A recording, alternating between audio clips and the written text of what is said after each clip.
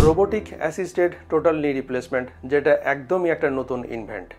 অনেকের মধ্যে হয়তো তার বিন্দুমাত্র আইডিয়াও নেই যে জিনিসটা কী রকম, আদেও সেটা মানুষ অপারেশন করে নাকি কোনো রোবট অপারেশন করে।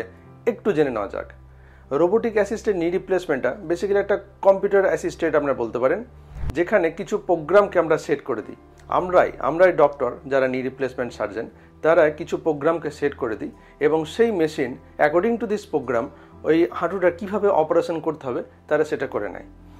বেসিক্যালি এটা এরকম নয় যে এটা কোনো রোবট অপারেশন করে, এটা অপারেশনটা করি আমরাই, but with assistant of A robot. তো এই জিনিসটাতে তাহলে সুবিধাটা কী হয়?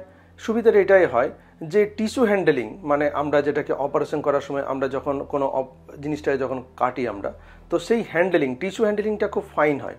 তাতে কি হয়? তাতে প্রিসিশন বাড়ে এবং পোস্ট অপারেটিভ পেন অনেক কম থাকে। প্রিসিশন বাড়লে কি হবে? নি রিপ্লেসমেন্টের রেজাল্ট অনেক বেটার হবে আগের থেকে।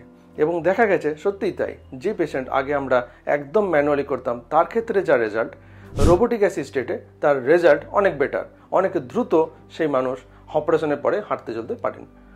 তাই রোবোটিক অ্যাসিস্টেড নি রিপ্লেসমেন্ট বর্তমান যুগের নি রিপ্লেসমেন্টের ক্ষেত্রে একটা নতুন যুগান্তকারী একটা আবিষ্কার।